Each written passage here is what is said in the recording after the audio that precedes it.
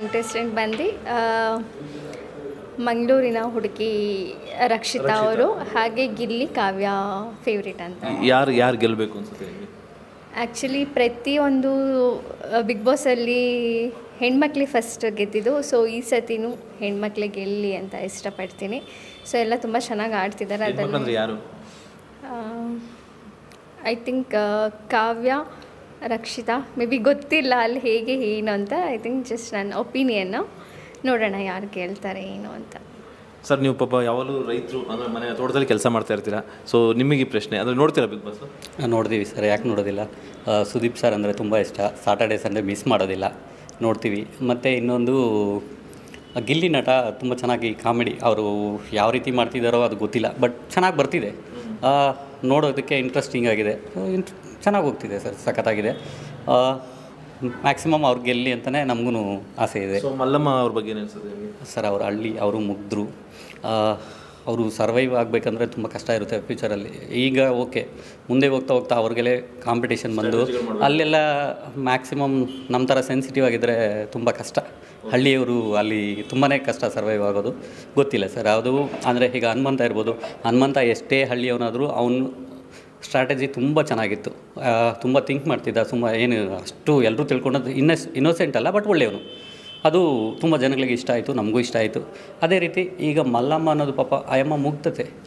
ಈ ಸ್ಟ್ರಾಟಜೀಸ್ ಆಗಲಿ ಇವು ಅದು ಏನು ಪಾಪ ಆಯಮ್ಮಗೆ ಗೊತ್ತಿಲ್ಲದೆ ಅಂತ ಒಂದಿದು. ಸೊ ಆಯಮ್ಮ ಬರ್ತಾರೆ ಪಾಪ, ಇವ್ರನ್ನೆಲ್ಲ ಮೀರಿಸಿ ಬರಬೇಕನ್ನೋದು ತುಂಬ ಕಷ್ಟ ಆಗುತ್ತೆ ಫ್ಯೂಚರಲ್ಲಿ, ನನ್ನ ಒಂದು ಅನಿಸಿಕೆ. ಗೊತ್ತಿಲ್ಲ ಯಾರು ಗೆಲ್ಬೋದು.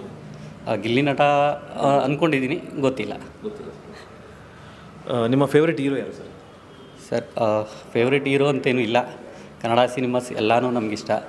ಆಲ್ಮೋಸ್ಟ್ ತುಂಬಾ ಅಪ್ಪು ಸರ್ ಮೂವೀಸ್ ತುಂಬ ನೋಡ್ತೀವಿ. ಅಪ್ಪು ಸರ್ ಬಂದು ಅವರು ತೀರೋದ್ರು ಅಂದಾಗ ಆ್ಯಕ್ಚುಲಿ ಮನೆಯವರೇ ಕನೆಕ್ಟ್ ಆದಂಗೆ ಆಯಿತು. ಆಲ್ಮೋಸ್ಟ್ 1 ವೀಕ್ ನಂಬಿಕೆನೇ ಇಲ್ಲ, ಬರ್ತಾರೆ ಬಿಡು ಈ ಥರನೇ ಇತ್ತು. ಅದೇನೋ ಗೊತ್ತಿಲ್ಲ, ತುಂಬ ಕನೆಕ್ಟ್ ಆಗಿದ್ದು.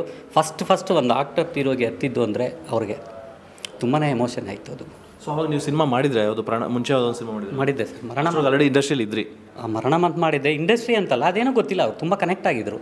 ಆಟೋಮೆಟಿಕ್ಕಾಗಿ ಒಂದು ಈಗ ಮನೆಯವ್ರು ಕಳ್ಕೊಂಡ್ರೆ ಹೆಂಗಾಗ್ತೀವಿ ಆ ಥರ ಫೀಲ್ ಆಯಿತು. ತುಂಬಾ ಒಂದು ಅವ್ರು ಬರ್ತಾರೇನೋ ಅನ್ನೋ ಒಂದು ಫೀಲ್ ಇತ್ತು ಸರ್. ಅದು ಮರೆಯೋಕ್ಕಾಗಲ್ಲ ಸರ್ ಅದು. ಈಗ ನಮ್ಮ ಮನೆಯವ್ರು ಯಾರಾದರೂ ಹೋದರೆ ಏನು ಅನ್ಕೋತೀವಿ, ಬರ್ತಾರೆ ಆ ಫೀಲ್ ಫಸ್ಟ್ ನಾನು ಇಂಡಸ್ಟ್ರಿಯಲ್ಲಿ ಅನುಭವಿಸಿದ ಅಪ್ಪು ಸರ್. ಇನ್ನು ಯಾರಿಗೂ ಇಲ್ಲ. ಇನ್ನೆಲ್ಲರೂ ಇಷ್ಟಪಡ್ತೀವಿ, ಇದು ಮಾಡ್ತೀವಿ. ಸುದೀಪ್ ಸರ್ ಅಂದರೂ ಇಷ್ಟ, ದರ್ಶನ್ ಮೂವೀಸು ಇಷ್ಟ, ಆ್ಯಕ್ಷನ್ ಇರುತ್ತೆ, ಎಲ್ಲ ಇರುತ್ತೆ. ಎಲ್ಲ ಇಷ್ಟಪಡೋದಕ್ಕೆ ಅವ್ರ ಮೂವೀಸ್ ನೋಡ್ತೀವಿ, ಎಲ್ಲರೂ ಇಷ್ಟಪಡ್ತೀವಿ. ಬಟ್ ಗೊತ್ತಿಲ್ಲ ಆ ಥರ ಕನೆಕ್ಟ್ ಆಗಿದೆ ಅಂದರೆ ಅವ್ರಿಗೆ ಸರ್. ಸೊ ತುಂಬ ಎಮೋಷನಲ್ ಆದರೆ ಖಂಡಿತ ಸರ್. ಈಗಲೂ ಒಂದು 1 ಮಂತ್ ಮೇಲೇ ಅನಿಸಿತ್ತು ಬರ್ತಾರೆ ಅವರು. ಏನಾಗಿಲ್ಲ, ಬರ್ತಾರೆ. ಬಟ್ ಒಂದು ಬಿಗ್ ಲಾಸ್ ಅಂತ ಅನಿಸುತ್ತೆ ಇಂಡಸ್ಟ್ರಿಗೆ. ಖಂಡಿತ ಸರ್. ಏನು ವಯಸ್ಸಾಗಿತ್ತು ಸರ್ ಅವ್ರಿಗೆ? ಚಿಕ್ಕ ವಯಸ್ಸಲ್ವ? ಬಿಗ್ ಲಾಸ್ ಅಂದರೆ ಅವ್ರ ಮೂವೀಸ್ ಹೆಂಗಿರ್ತಾಯಿದ್ವು, ಇನ್ನು ಆ ಥರ ಮೂವೀಸ್ ಕೊಡೋದಕ್ಕಾಗುತ್ತಾ? ಇಲ್ಲ ಅಲ್ಲ. ಇಂಡಸ್ಟ್ರಿಗೂ ಲಾಸು, ನಮಗಳಿಗೂ ಲಾಸು.